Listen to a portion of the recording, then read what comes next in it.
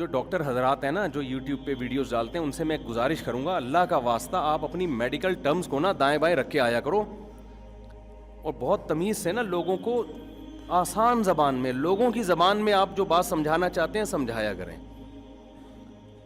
Medical terms انجینئروں کو نہیں پتہ ہوتی, میکینک کو نہیں پتہ ہوگی, علماء کو نہیں پتہ ہوتی, وہ آپ کو پتہ ہے تو اس کو تھوڑی دیر کے لیے سائڈ پہ رکھتے ہیں. اتنی زیادہ وہ بھرم مارے ہوتے ہیں, لوگ کہتے ہیں بہت پڑھا لکھا ہے بھائی, بہت ہی کوئی بڑی آ رہا سمجھ میں کیا آیا, کیا سمجھایا گیا, سمجھ میں تو ہمارے کچھ بھی نہیں آیا. یہ ثابت ہو گیا کہ یہ ڈاکٹر صاحب بہت زیادہ پڑھے لکھے ہیں. اچھا یہ بھی ثابت بعض دفعہ نہیں ہوتا, آپ کو لگ رہے ہوتے ہیں, وہ دوسرا ڈاکٹر سنے گا تو کہے گا بھائی یہ سوائے ٹرمز کے نا دائیں بائیں گھمانے کے کچھ بھی نہیں ہے. تو ٹرم سے متاثر نہ ہوا کریں. تو بعض دفعہ جو 2 نمبر ڈاکٹر ہوتا ہے نا وہ ٹرمز کا استعمال زیادہ کرتا ہے بھرم میں لینے کے لیے, وہ ٹرمز کا استعمال زیادہ کرتا ہے لوگوں پہ بھرم ڈالنے کے لیے. میں اکثر ایک واقعہ سناتا ہوں, پھر میں اصل ٹاپک کی طرف آتا ہوں. آپ لوگ بولیں گے کیا مفتی صاحب کس سے لے کے بیٹھ گئے, جو ہمارا بیان تھا وہ رہ جائے گا. تو ایک قبلہ حکیم صاحب ہیں, یوٹیوب پہ آتے ہیں, وہ اتنی ٹرمز انگلش میں استعمال کرتے ہیں نا, لوگ کہتے ہیں پہلی دفعہ ہم نے کوئی انگلش بولتا ہوا حکیم دیکھا ہے بھائی, یہ تو بہت ہی کوئی ماہر حکیم ہے. حالانکہ میں نے دوسرے حکیموں سے بھی معلوم کروایا, ڈاکٹروں سے بھی, انہوں نے کہا نہ یہ ڈاکٹر ہے نہ یہ حکیم, لیکن ٹرمز ایسی یوز کر رہا ہے, او ہو بھائی وہی انگلش نا تھوڑا سا. تو اچھا کچھ ایسے بھی ہیں خوب سمجھ لو کہ جو امریکہ سے ہو کے آ گئے, لندن سے ہو کے آ گئے, اب ان پہ ایک چھاپ لگ گئی امریکہ سے پڑھ کے آیا یہ, تو اپنا انٹروڈکشن کہ میں امریکہ سے پڑھ کر آیا ہوں. ابھی امریکہ میں آپ پڑھے ہوگے, پتہ نہیں کس حکیم کے پاس بیٹھ گئے ہوگے وہاں جا کے آپ, یا 2 مہینے کا کوئی شارٹ کورس کر لیا ہوگا. تو ہمارے ہاں امریکہ لندن کی ایسی ویلیو ہے کہ 2 مہینے کے کوئی شارٹ کورس بھی ٹماٹر پہ کر کے آ جائے نا تو اس کو سمجھتے ہیں بھائی یہ وہاں کا پڑھا لکھا ہے. تو میں, یہ میرا ٹاپک نہیں ہے, صرف یہ بتانے کے لیے کہ آپ میں یا ہم میں کسی کو بھی کسی کے اسٹائل سے اور کسی کی جو ٹرمنالوجی استعمال کرتا ہے ان چیزوں سے یا امریکہ سے ہو کے آنے سے متاثر ہونے کی ضرورت نہیں ہے. سوال پیدا ہوتا ہے ہم یہ فیصلہ کیسے کریں کہ یہ ڈاکٹر واقعی ڈاکٹر ہے یا نہیں ہے, یا یہ عالم واقعی عالم ہے یا نہیں ہے. تو اس کا آسان طریقہ ہے ڈاکٹروں سے پوچھو اس کے بارے میں, اس کی تحقیق کس کو بھیجو. اب آپ کہیں گے جس کو ہم بھیجیں گے وہ پتہ نہیں صحیح ہے, تو 4-6 کو بھیج دو نا, سارے تھوڑی غلط ہوں گے. 4-6 ڈاکٹروں کا, میں جب کوئی یوٹیوب پہ کوئی میڈیکل رپورٹ پڑھتا ہوں یا دیکھتا ہوں تو پھر میں 2-4 ڈاکٹروں کو اس کو بھیجتا ہوں کہ یار ذرا بتائیں ڈاکٹر صاحب یہ بندہ ریسرچ جو پیش کر رہا ہے یہ گوروں کے حوالے دے رہا ہے, سائنسدانوں کے حوالے دے رہا ہے, ڈاکٹروں کے حوالے دے رہا ہے, یہ ہیں بھی کہ نہیں ہے, ایسے تو نہیں ادھر سے کاپی پیسٹ کر کے کہیں سے بھی اٹھا کے ڈال دیا ہوں. تو 4-5 ڈاکٹر کہتے ہیں ہاں بھائی یہ رپورٹ صحیح ہے, تو پھر ماننے کا پھر نہ ماننے کا آپ کے پاس کوئی آپشن نہیں ہے. سمجھتے ہو کہ نہیں سمجھتے؟ اور اس میں ایک چیز کو ایڈ کرتے ہیں کہ نیچر کے خلاف نہ لے کے جا رہا ہو, آپ کو کوئی ایسی چیز نہ مارکیٹ میں لا رہا ہو کہ عجیب سی جو پتہ نہیں میڈیکل سائنس کا کوئی ایسا اصول آ گیا کہ اب آپ کو روٹی کھانے کی ضرورت ہی نہیں ہے, اب آپ وہ کھایا کریں, پلاسٹک کھایا کریں. ایک مثال دے رہا ہوں, ایسا کوئی ڈاکٹر کہتا نہیں ہے, یا اب آپ CNG پہ چلیں آپ, ٹھیک ہے نا, ایک سمجھانے کے لیے مثال دے رہا ہوں کہ نیچر سے بغاوت نہ کروا رہا ہو کہ اتنے گلاس بلا وجہ پانی پئیں, کوئی بیماری بھی نہیں ہے, آپ خام میں 36 گلاس دن میں پانی پی کے بیٹھ جائیں, پاگل ہو جائیں. اچھا کیا کریں یار, بات سے بات نکلتی ہے تو سمجھانا پڑتا ہے نا. اب یہ ہر چیز میں لوگ گمراہ ہو رہے ہیں تو تھوڑی تو بات کرنی پڑتی ہے نا اس میں. جب تک کوئی بیماری نہ ہو نا, بیماری نہ ہو, بیماری کے علاج کے لیے تو انسان کو کچھ آڑے ترچھے ٹوٹکے اختیار کرنے پڑتے ہیں. کوئی بیمار ہو گیا تو ڈاکٹر نے کہا اتنے گلاس پانی پیو, تو سمجھ میں آتا ہے یار یہ اس بیماری کا شاید یہ علاج ہوگا. لیکن نارمل آدمی نارمل روٹین سے نہ ہٹے, سمجھتے ہو, نارمل آدمی نارمل روٹین سے ہٹے گا, ایک چیز ٹھیک ہوگی, 4 چیزیں خراب ہو جائیں.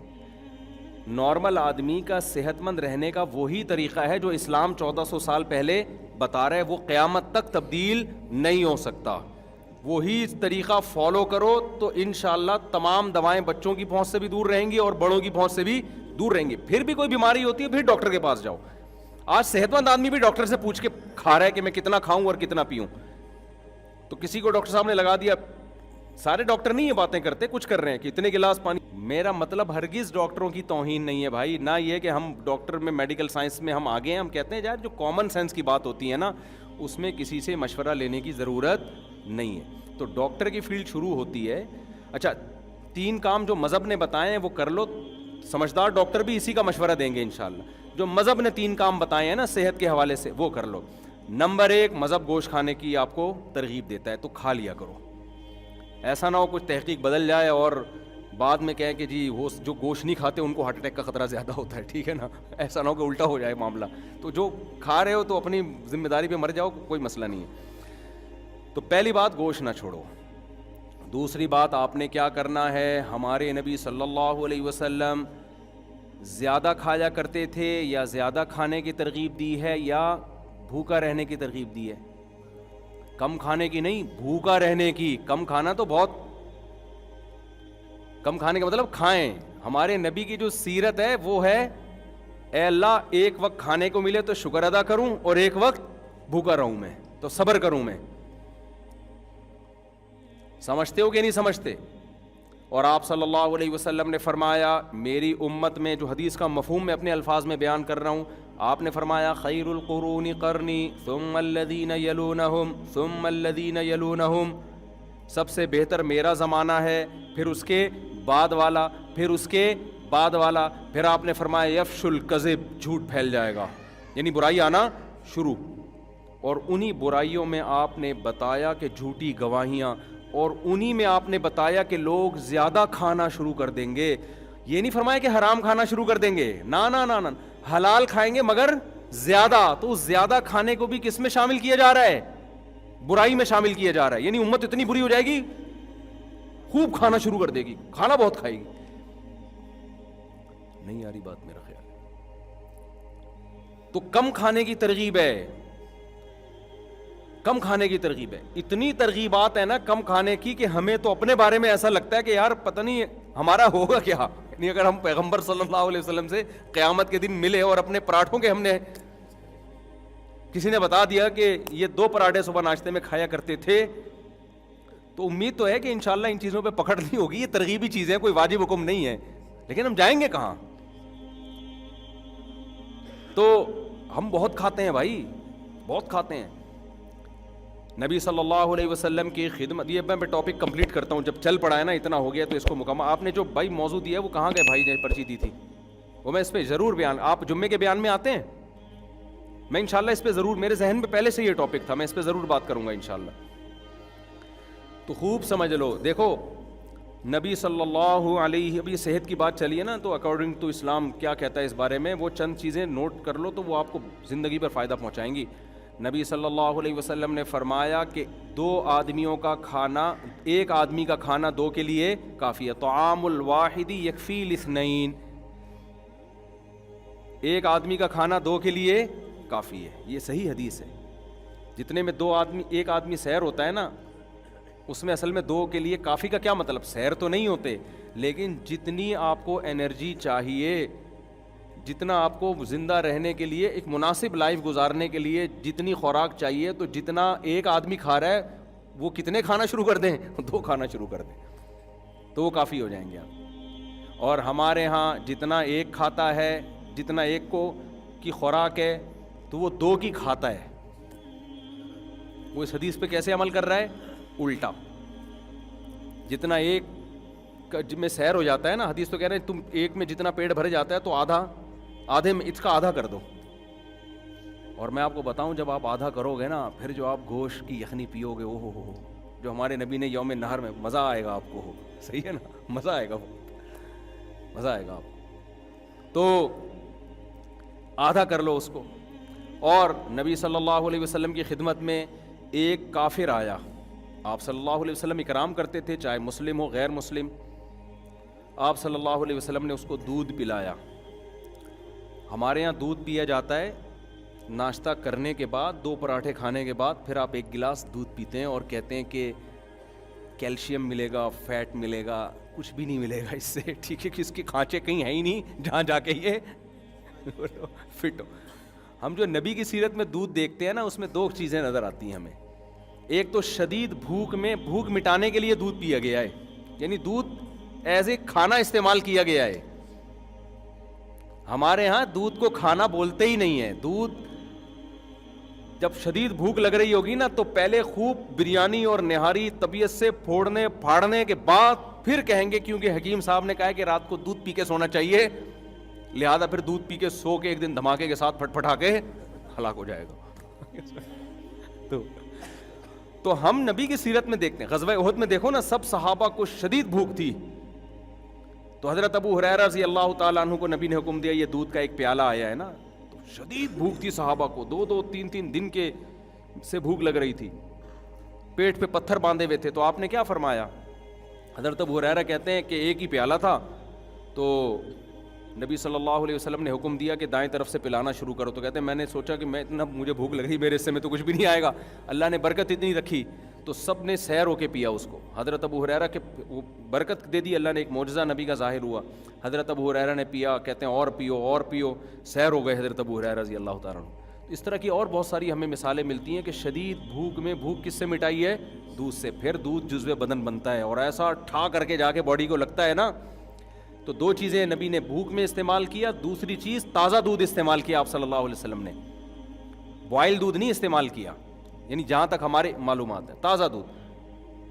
اب میرے یہ کلپ چلایا گیا، کسی نے کہا دیکھو لوگوں کو کچا دودھ پینے کا مشورہ دے رہا ہے جراثیم والا، تو دودھ کچا جب پیو جو فوراً نکالو اور فوراً پی جاؤ، اگر رکھ لیا تو پھر کچے کا نہیں، ہم بھی کہتے ہیں بھائی وہ تو ڈاکٹر لوگ بولتے ہیں اس میں، اور پھر خاص طور پہ جو گوالا تو کچا بھی پلا رہا ہے نا، تو اس میں گوالا بھی تو دے رہے ہیں نا دودھ، تو بھینس جتنا دے رہی ہے اس میں گوالا کا بھی اتنا اپنا خون پسینہ شامل ہے، گوبر کی چھینٹیں اور پتہ نہیں کیا کہ اس کو تو لازمی اپنی گائے ہو، اپنی بکری ہو اور تمیز سے تھن دھو کے تمیز سے نکالا ہو تو وہ کچا ہی بہترین ہے۔ وہ آپ میرے مشورے پہ پی کے دیکھیں، آپ کو بوائل میں اور کچے میں زمین آسمان کا فرق لگے گا، آپ ایسے ٹماٹر ہونا شروع ہو جاؤ گے، پیٹ بہت اچھا ہو جاتا ہے، بہت سارے فائدے ہوتے ہیں۔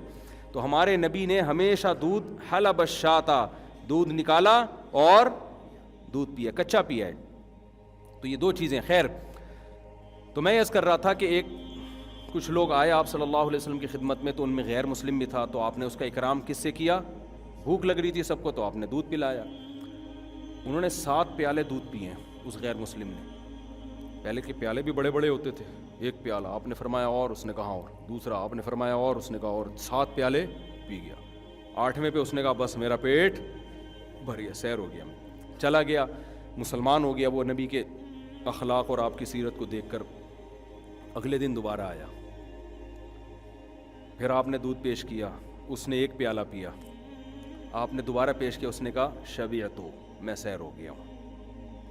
نہیں یہی بات سمجھ میں، حالانکہ اس کو نبی نے کم کھانے کی ترغیب، اس کو تو اسلام ابھی سیکھنے کا موقع ہی نہیں ملا نا، تو ایسے موقع پہ آپ نے فرمایا الکافر یأکل فی 7 امعاء، کافر 7 آنتیں بھرتا ہے، والمؤمن یأکل فی معا واحد، مومن 1 آنت بھرتا ہے۔ کیا مطلب؟ مومن کی خوراک کافر سے 7 گنا کم ہوتی ہے۔ ان صحابی کو نہ یہ پتا تھا کہ اس کو میڈیکلی مجھے کوئی فائدہ ہوگا اس کا، یہ بھی نہیں معلوم تھا، کوئی ڈاکٹر تھے اس زمانے میں سمجھانے والے؟ نہ انہوں نے نبی سے کم کھانے کی ترغیبیں سنی تھیں۔ کیا مطلب؟ اب حدیث کا آج لوگ کہتے ہیں کہ آج تو کافر کم کھا رہا ہے، مسلمان طبیعت سے پھوڑ رہے ہیں، تو یہ تو معاذ اللہ حدیث غلط ہو گئی۔ پھر تو خوب سمجھو حدیث کا منشا کیا ہے، کہ مسلمان شہوت پرست نہیں ہوتا، کافر شہوت پرست ہوتا ہے، اس کی خواہشات رکتی نہیں ہیں، تبھی کھایا جائے گا۔ آج جو کافر کم کھا رہے ہیں نا، ان کو ڈاکٹر لے کر آئے ہیں اس پر، جبکہ مسلمان اگر کم کھاتا ہے ڈاکٹروں کے مشورے کی ضرورت نہیں ہے، اس کی ویسے ہی اللہ نے دنیا سے بے رغبتی رکھی ہے کہ بھائی کیا ہے سارا دن جگالی کرتے رہو، بس ٹھیک ہے نا، چند دیوالے ہو گئے، نیند بھی کم آتی ہے اس سے، انسان کم کھاتا ہے تو چاقو چوبند رہتا ہے۔ تو جتنے بھی ہمارے اکابر بزرگ گزرے ہیں ہندوستان میں، آپ دیکھ لیں ان کی خوراکیں بہت تھوڑی تھیں۔ کیوں تھوڑی تھیں؟ بھائی وہ ان کو دین کے کام کرنے ہیں، وہ کہتے ہیں زیادہ کھاؤ تو نیند آتی ہے، تو کھاؤ اتنا نا جتنا افورڈ کر سکو، تو خواہشات سے انسان نکل جاتا ہے۔ تو آج جو کافر تھوڑا کھا رہے ہیں نا، وہ ڈاکٹروں کی رپورٹیں ہیں، ڈاکٹروں کے مشورے ہیں، ورنہ اگر صحت کا معاملہ نہ ہو تو پھر کافر خواہشات نفسانیہ میں زیادہ ہوتا ہے، مسلمان کم ہوتا ہے۔ تبھی تو دیکھ لو نا زنا کتنا زیادہ ہے وہاں پہ، وہ تھوڑی عورت کے بغیر گزارا کر سکتے ہیں، یہاں 30-35 سال عمر ہو جاتی ہے، شادی نہیں ہوتی اور گزارا بہت سے لوگ چلا رہے ہوتے ہیں۔ تو مسلمان میں آج بھی خواہشات نفسانیہ پہ کنٹرول دوسروں کی نسبت زیادہ ہے۔ بات یہ ہے کہ ان کو موٹیویشن مل رہی ہے ڈاکٹروں سے، ہمیں نہ مذہب سے مل رہی ہے اور نہ ڈاکٹروں سے مل رہی ہے۔ ڈاکٹر صاحب کو آپ کسی دعوت میں لے جائیں، آپ سے زیادہ ڈبل وہ ڈاکٹر جو میرا بیان نہیں سن رہے ان کی بات کر رہا ہوں. وہ آپ سے زیادہ آپ جائیں وہ سگریٹ پی رہے ہوں گے تو آدمی کہتا ہے یار جب اتنی نقصان دہ تو یہ کیوں پی رہا ہے بھائی. ٹھیک ہے نا. تو اب خوب سمجھو, نبی صلی اللہ علیہ وسلم نے کیا فرمایا, مسلمان 1 آنت بھرتا ہے اور کافر 7 آنتیں بھرتے ہیں, یعنی اس میں خواہشات نفسانیہ کم ہوتی ہیں. تو آپ نے ان صحابی کو اپریشیٹ کیا کہ نہیں کیا؟ اگر یہ عمل غلط ہوتا تو آپ ان سے کہتے کہ تم جب کافر تھے تو تم نے 7 پیالے پیے تھے, تم نے اسلام قبول کر کے صرف 1 پیالہ پیا, یہ بالکل ٹھیک نہیں ہے, اس سے تمہارے جسم میں کمزوری ہو جائے گی. نا نا نا نا. حالانکہ نبی صلی اللہ علیہ وسلم امت مسلمہ کو کمزور دیکھنا نہیں چاہتے. اگر یہ چیز کمزوری کا سبب ہوتی تو ہمارے نبی کیا فرماتے کہ کمزور مومن اللہ کو طاقتور سے زیادہ محبوب ہے, لہذا کم کھاؤ تاکہ کمزور ہو جاؤ. ہم تو یہ دیکھتے ہیں پیغمبر کی سیرت میں کہ آپ نے فرمایا المؤمن القوی احب الی اللہ من المؤمن الضعیف, کمزور مومن, طاقتور مومن اللہ کو کمزور سے زیادہ محبوب ہے. اس کا مطلب ہمارے نبی ہمیں طاقتور دیکھنا چاہتے ہیں, کمزور نہیں دیکھنا چاہتے, پھر بھی کم کھانے کی ترغیب دے رہے ہیں. تو میڈیکلی اکارڈنگ ٹو اسلام یہ پروو ہو گیا کہ کم کھانے سے طاقت زیادہ آتی ہے. یہ ثابت ہو گیا کہ نہیں ہو گیا؟ دونوں چیزوں کو اگر آپ ملاؤ. پھر اگر کوئی ڈاکٹر کہتے ہیں کہ پھوڑتے جاؤ, کہتے نہیں ہے ڈاکٹر, میں ایک مثال دے رہا ہوں, اس کا مطلب بھائی تم ہمیں وہ بات بتا رہے ہو جو اسلام کی تعلیمات کے بالکل اگینسٹ ہے. تو آپ کی تحقیق کل بدل سکتی ہے. آپ کی تحقیق کیا ہو سکتی ہے کل؟ ہمارے نبی نے کم کھایا اور کتنی زوجات کی آپ کی ایک وقت میں 9. صحابہ کم کھاتے تھے اور اتنی بھاری بھرکم تلواریں اٹھا کے میدان جنگ میں لڑتے تھے. تو میں 2-3 باتیں بتا رہا تھا کہ پہلی بات, گوشت کو خوراک کا حصہ بناؤ, یہ ہمارے مذہب کی ترغیب ہے. ڈاکٹر کہتے ہیں اگر کوئی نارمل ہے, اگر ہاں کوئی کسی کو ہارٹ پیشنٹ بن گیا ہے, اس کو ڈاکٹر منع کر رہے ہیں تو پھر وہ جانے, ڈاکٹر جانے. اسلام تو نارمل لوگوں کی بات کر رہا ہے نا. ابے کوئی شوگر پیشنٹ بن گیا اس کو تو کھجور بھی نقصان دے گی نا. جو پیشنٹ نہیں ہے ان کی بات کر رہا ہوں میں. دوسرا کام, بلکہ اس کو تو شہد بھی نقصان دے گا. دوسرا کام, پہلا تو گوشت ہو گیا, میں آپ کو اسلام کی روشنی میں صحت کا نسخہ بتا رہا ہوں. دوسرا کام کیا ہے؟ کم کھاؤ, پھوڑو نہیں, یعنی بھوکے رہو, سمجھتے ہو. اور تیسرا کام حدیث میں آتا ہے اللہم انی اعوذ بک من الکسل, آپ صلی اللہ علیہ وسلم نے سستی سے پناہ مانگی ہے. صحابہ سارے چست تھے, گھوڑے سے تیز سلمہ ابن اکوع دوڑا کرتے تھے. آپ نے ان سے یہ نہیں فرمایا کہ تمہاری رفتار اتنی تیز کیوں ہے, اتنی تیز کیوں دوڑتے ہو بھائی, کہ گھوڑا پیچھے رہ جاتا ہے تم آگے نکل جاتے ہو, بلکہ اس کو اپریشیٹ کیا گیا. صحابہ تیر اندازی سیکھ رہے ہیں, گھڑ سواری سیکھ رہے ہیں, بھاگ رہے ہیں, دوڑ رہے ہیں, اور سستی سے پناہ مانگی گئی. تو تیسری چیز کیا ہے؟ فزیکل ایکٹیویٹی, جس کو ہم آج کی اصطلاح میں کیا کہیں گے؟ Physical activity. حدیث میں آتا ہے ایک دفعہ مدینہ میں خطرہ ہوا کہ کسی نے حملہ کیا ہے. خطرہ یعنی کوئی خبر پھیلی. صحابہ کہتے ہیں آپ صلی اللہ علیہ وسلم گھوڑے کی پشت پہ بیٹھ کے اتنی رفتار کے ساتھ گئے ہیں نا دیکھنے کے لیے کہ واقعی یہ خبر صحیح ہے یا غلط ہے, اور بہت تیز رفتاری کے ساتھ آپ صلی اللہ علیہ وسلم دیکھ کر آئے. تو آج فزیکل ایکٹیویٹی کیا ہو گئی ہے؟ اب گھوڑے تو ہیں نہیں, کیا آپ گھوڑے پہ بیٹھے ہیں؟ گھوڑے پہ بیٹھنے میں کتنی طاقت, پھر گھوڑا بھاگتا ہے, ہڈیاں ہلتی ہیں. گھوڑا جتنا تھکتا ہے اتنا ہی بندہ تھک جاتا ہے. پھر پیدل بھی بھاگتے تھے لوگ, چلتے بھی تھے, بھاگتے بھی, لمبے لمبے پیدل سفر ہوتے تھے. تو آج نہ جاگنگ ہے نہ واکنگ. کھوپڑی شریف میں بات آ رہی ہے کہ نہیں آ رہی ہے؟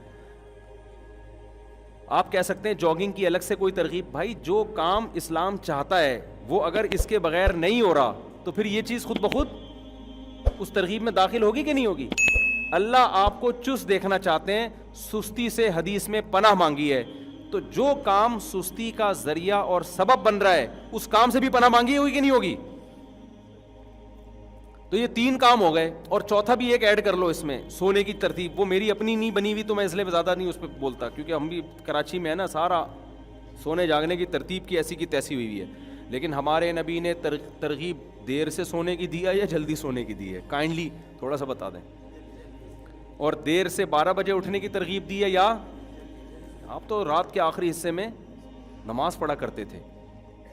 تو یہ 4 کام سونے جاگنے کا نا, یہ یہ جو سونا کا 9 بجے ٹائم ہے اصل سونے کا، جو میڈیکلی بھی ایسی ثابت ہو گئی. تو یہ 4 کام تمیز سے. اور دوپہر قیلولہ لازمی کیا ہمارے نبی صلی اللہ علیہ وسلم نے، اور آپ نے فرمایا قیلوا فإن الشیطان لا یقیل، قیلولہ کیا کرو، شیطان قیلولہ نہیں کرتا، سارا دن جاگتا ہے شیطان، اس کے کام بہت ہے نا.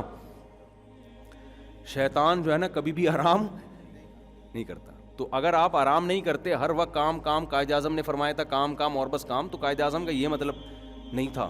ان کا تھا کہ سونے کے بعد جتنا ٹائم اٹھو تو کام میں لگاؤ، وہ مزید سونے میں نہ لگاؤ.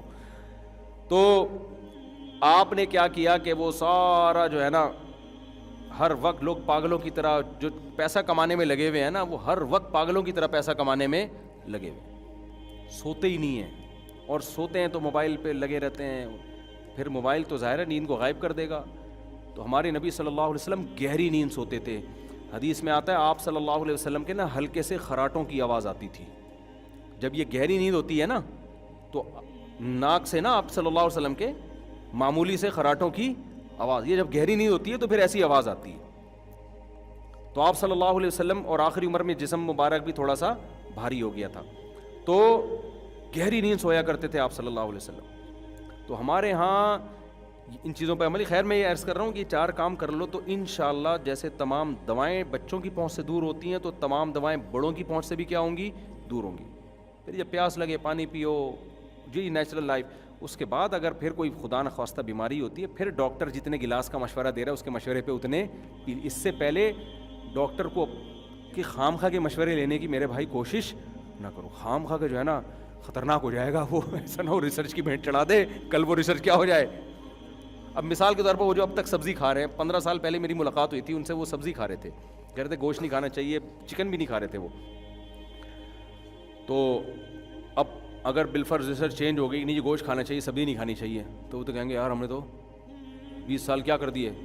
لوگ دعوتوں میں چکن بھی پھوڑ رہے ہیں، دمبے بھی چربی ڈال ڈال کے پکا کے پھوڑ رہے ہیں، اور ہماری ایسی کی تیسی، محروم ہو گئے.